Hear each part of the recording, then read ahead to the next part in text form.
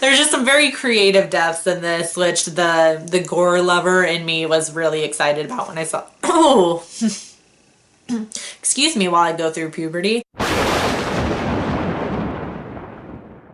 Hey there, creepy peeps. It is movie review time again. I recently saw the new film, Unfriended in theaters. It's new to theaters. This is another one of those independent films that has now made it out to mainstream theaters. Mainstream theaters? Is that a thing? Don't really know.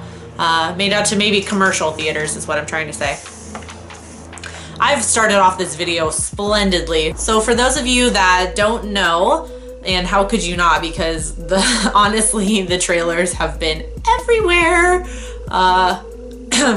Unfriended is about a group of friends who are in a Skype video chat, and they are being terrorized by the ghost of their dead friend, Laura Barnes, who committed suicide after a video of her being drunk and doing some embarrassing things was posted online. Basically, Laura Barnes is getting her revenge in the film and picking the group of friends off one by one. This movie has been marketed as a new genre of horror because of how the movie is set, or the setting of the movie. Basically, we're staring at a monitor the whole time. We're staring at like a laptop screen the entire time. So I took it as, well, our main character, besides Laura Barnes, is Blair. We're staring at her screen the entire time. So I kind of take it as like it's her POV, essentially, like what she's seeing. You do notice in her laptop screen that she does look away from the screen a few times. So it's not like actually her eyes, but it's essentially her point of view because we're staring at her laptop screen. So I guess I should start off by talking about the setting of the film. I don't know that I was worried, but I was just more curious and interested to see how they were going to keep the interest of the audience, since it's on a Skype chat the whole time. So you're just staring at a monitor. But then I thought it can't be too boring because my generation and, well, but just anyone in general, like our society in general, spends hours staring at a computer screen. So I figured it couldn't be that boring. The director, whose name I'm gonna put right here because I am not trying to pronounce that. I believe he is Russian. I'm not even gonna attempt to pronounce that name because I know I'm gonna butcher it. But our director does a very good job of, I guess it would be pacing, like keeping the pace up so it doesn't get boring. And Blair uses a bunch of different social media from her laptop the whole time. Like, it's not just on the Skype call. It's on the internet for a little bit, on YouTube, on Facebook. She even hits up chat roulette at some point in the movie. So you're not just staring at the Skype call the entire time, which keeps it interesting. A lot happens. A lot is happening at once. It's definitely a test of our generation, I feel like. Maybe not a test, but maybe it's just a testament to our generation, how there's always a million things going on at once. So she's on the Skype call and then she opens up a little chat iMessage or something and is like typing to her boyfriend, who is also on the Skype call, but just so the two of them can see it. And like all while the Skype call is going on, she turns on Spotify, she goes to Facebook and starts chatting with Laura Barnes's account. I feel like things escalate quite quickly in the movie. It starts off with Blair and her boyfriend Mitch getting creepy Facebook messages from Laura Barnes. And of course, obviously, they think that somebody has hacked into her account and is playing a very cruel joke in very poor taste. But they soon realize that something very scary is going on, because the ghost is messing with their computer. Like at one point, Blair tries to memorialize Laura Barnes's account so that whoever is hacking into it cannot use it, and she finds that she's not able to submit the account for that. Like things that you would normally be able to do on a computer, she's messing with so that they're kind of stuck. Blair keeps looking at this article that she finds online that it's a little corny, I'm gonna admit, but the article says that you shouldn't answer messages from spirits. Like I just, like very obviously this article is written specifically for the movie because it only fits into the movie. It's talking about how you shouldn't answer direct messages from ghosts. So, I mean, I don't, like, obviously it doesn't say like, don't answer IM messages from ghosts, but it's just a little cheesy. I don't think they needed it, but it serves as kind of like it serves the audience's sense of dread because she only sees the article after she's replied to the message from Laura Barnes's account. So you get that like, she done goofed, like she replied to the message, things are gonna start to get scary. I don't think I'm spoiling anything by saying this because I imagine we assume as an audience that there are at least a couple of people in this group of friends that have something to do with the video that was posted of Laura Barnes. So, like, not everybody has such a vital role in that video, but a few of them do, obviously. So you kind of understand that's why Laura is terrorizing this group of friends. And it's also revealed in the movie slowly that Blair and Laura had a very close friendship in their, when Laura was alive, that had fizzled out kind of. So Laura kind of has like a personal connection to this group of friends because it's Blair's group of friends. So Laura, via Skype, starts a game of Never Have I Ever, which gets the kids to reveal how shitty they are. They do a lot of bad shit, and Laura reveals this as she's picking them off one by one.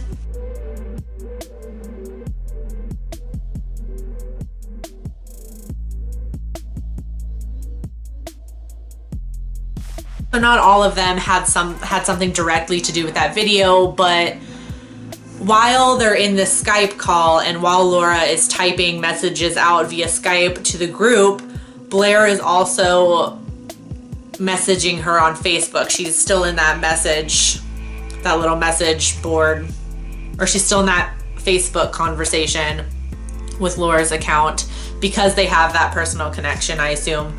And Laura is trying to get her to admit something. Like, she keeps like denying that they had anything to do with anything. And Laura calls them out on like all the comments on the YouTube video. And a really poignant part, at least to me, was Blair's response to that. She writes in the Facebook chat that everyone was posting comments, so we did too. We didn't mean it. We were just joking. And I thought that was really relevant to this day and age when there is, with the internet being such a big part of our lives, there's a lot of cyberbullying. Personally, I feel like kids that comment and share these harmful or hurtful videos really don't think about what they're doing. They're just thinking that this is going viral, everybody's sharing it, so I have to share it too, I have to comment on it. And they're really and truly not thinking about how the subject of the video or the subject or the focus of the bullying is going through. They're really not thinking about that. And obviously that doesn't excuse anybody. Like, just because you think it's a joke or you think it's funny, that doesn't excuse you from sharing or commenting and spreading the hate. So I thought that was a really poignant part of the movie. And that to me was essentially the central message of the movie. Very obvious. What you post online is there forever. It's never truly gone. Even if you delete it, people have shared it and spread it around, so it's always going to be online. And just in general, you need to be aware of your actions and your words in certain situations. There's some very creative deaths in this. One of the characters, Jess, dies, I assume by asphyxiation, but from Laura making her shove a plugged in curling iron or curling wand down her throat. There were some very exciting deaths in the film, which the gore lover in me was really stoked about the whole time. So thank you, filmmakers, for that. So I kind of got the slasher movie vibe from this just because of the facts that we have a vengeful spirit or vengeful antagonist. The way she's picking them off one by one, and they're not like exaggerated stereotypes. There's always like a fat guy who's always like nerdy or geeky or kind of the goofball of the group. We have that. We have kind of the slut or the party girl, Jess, and Blair, we're led to believe takes on the virgin role. When the movie opens, Blair is kind of teasing her boyfriend Mitch in a one-on-one Skype chat with her body, obviously, and she says to him that she wants to make prom night the night. Obviously, we know means sex. We're led to believe that she is the virginal character and the final girl. Blair is not actually a virgin, and she's actually had sex with Mitch's friend Adam, who is also part of the Skype chat. So you kind of start to realize that Blair is like the shittiest person of them all. I don't know if the filmmakers meant for these characters to kind of fit these slasher stereotypes, but that's the way I saw it, and I really liked how they completely upended that, because you're led to believe that Blair is the virginal final girl. Turns out she's the shittiest one of them all, and it is revealed that Blair is actually the one who took the video in the first place. And that's kind of like, I had an oh shit moment. I totally wasn't expecting that. I was expecting one of the others to have posted, like Mitch or something. When it gets down to Mitch and Blair, I was thinking Mitch did it. And it turns out Blair actually took the video. And it's at this point in the movie that was the only part in the movie I really didn't enjoy. Not that I didn't enjoy it, but I just wanted something more, I guess. So it's revealed that Blair is the one that took the video in the first place. And there's this very tense moment where Laura isn't interacting in any way on the computer, and Blair, obvious, like tears streaming down her face, is just terrified. Like she's kind of just waiting, staring at the computer screen, waiting for Laura to say something, to post something. So Laura posts on Facebook, she posts the extended video, and then we start to see all these comments, people seeing it like, oh my God, Blair, you killed her. This is all your fault. I can't believe you. Kill yourself, Blair.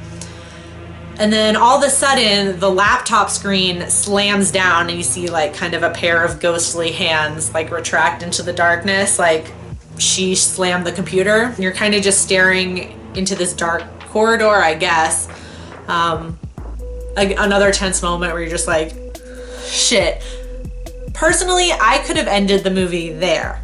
You kind of get the tease of the ghostly hands like slamming down the computer, and you're like, oh fuck, she's gonna get it.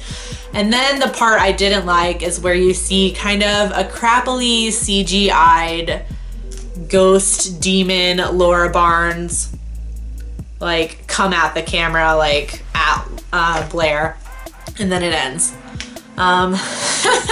That was the only part that took me out of it a little bit. It just to me, I feel like I'm being super critical right now, but to me it felt like they got to that point in the movie where it's revealed that Blair took the video, and then Laura posts it and people are telling Blair to kill herself, and then they didn't really know what to do, which I kind of understand, because I would want it to be a really big moment. You would, like, as an audience, like once you realize Blair is a shitty person, you want her death to be the worst of all, or maybe that was just me, I don't know. But I wanted her death to be the worst one. And then it just, I don't know. I wasn't a big fan of the last 20 seconds of the movie. Personally, I would have been okay with the hands slamming the laptop screen down and then a really tense moment of staring into that dark corridor and maybe a noise or something like that. The last 20 seconds of the film aside, I was pleasantly surprised by how much I enjoyed this movie. I didn't go in thinking I was going to dislike it, but I really just didn't know what to expect. Like, it's really hard to explain. I knew what to expect. Like, I knew how the movie was going to be set up and I knew the general premise, but I just didn't know what to expect. I would recommend giving it a watch for sure. It's definitely something different, and it's something I kind of have this feeling that other films are going to try and imitate, but I really don't think. It's just one of those movies, like, it's just such a weird concept and such a unique concept that I don't think it's something that can be repeated and regurgitated over and over and over again, because it would get really boring really fast.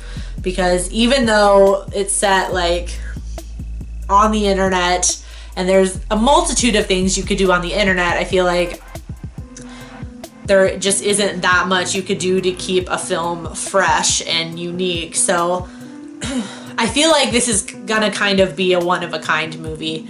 I have a feeling we're gonna get some imitators, but unless they bring something truly unique to the table, I don't think they're gonna do that well. If you have seen the movie Unfriended, please comment below what you thought about the movie. I'd love to hear your thoughts, because I feel like this film could kind of be a mixed bag of emotions. I feel like it would be very easy to be bored by this movie and to not like this movie, depending on your tastes. So I really want to hear your guys' opinions down below. As always, I will write a longer review / discussion on the film on my website at NightmareMaven.com. So if you would like to read that, feel free to click the link below, or there will also be a link at the end of the video that you can click. I hope you enjoyed this review. If you did, please give it a thumbs up. And if you feel so inclined, you can subscribe to my channel if you would like to see more of my face and hear more of my voice. And until next time, stay strange. Bye.